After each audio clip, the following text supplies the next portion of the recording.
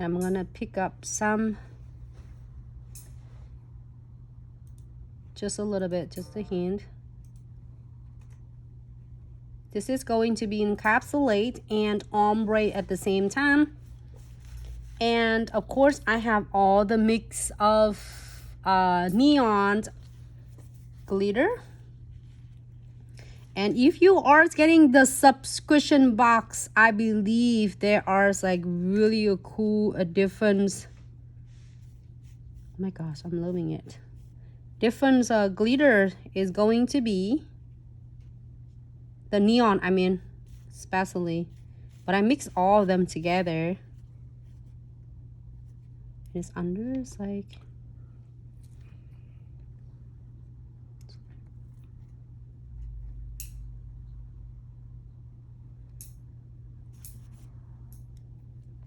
like that heart.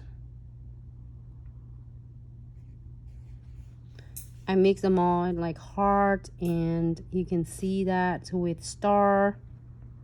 I want something is cool and then different. Little cute hearts right there. Right there. Great. If you're happy with this, we are going to cap. It's really is thin coat again. I have a little butterflies right there. Really thin coat. And just cap it again before you are going to apply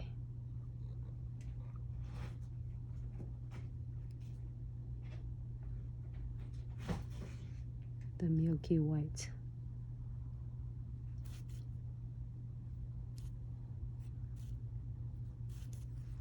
I'm just really curious, and this time I want to use a milky white to apply it on and see how it's gonna be.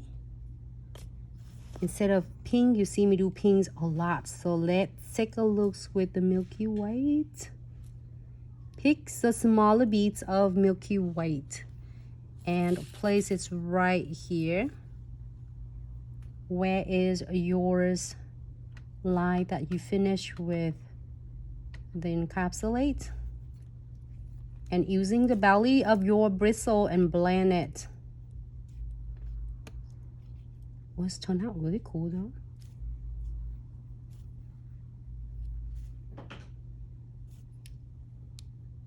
That's nice, I like it. And then submerging my brush into the monomers and pick up another bead.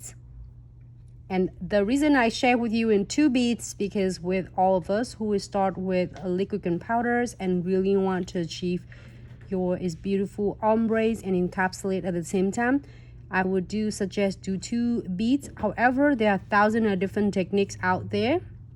This is one of the techniques that's is the best for me if I really want to don't have to worry about ombre part and the cuticle. So the first beads you see I did first to blend the ombre first, and the second beads I use to tuck right into the cuticle, so then that's way the cuticles will not running everywhere, or you don't get accidentally like have your cuticle set really fast.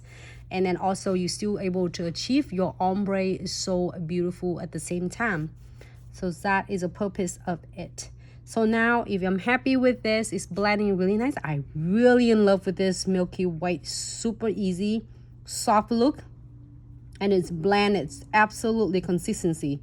So now I am submerging my brush again. I'm going to pick up the beads, clear beads, and I'm gonna place right in between milky white and a clear.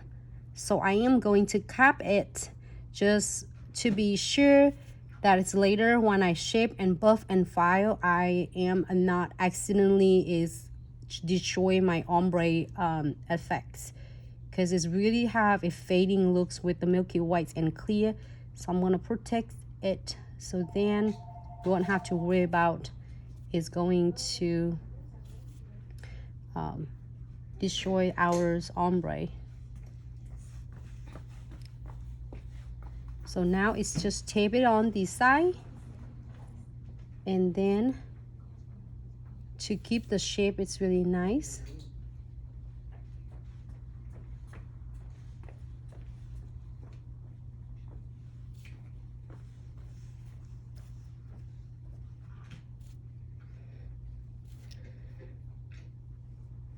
All right, happy with this? And also for all of us who is really afraid of you are going to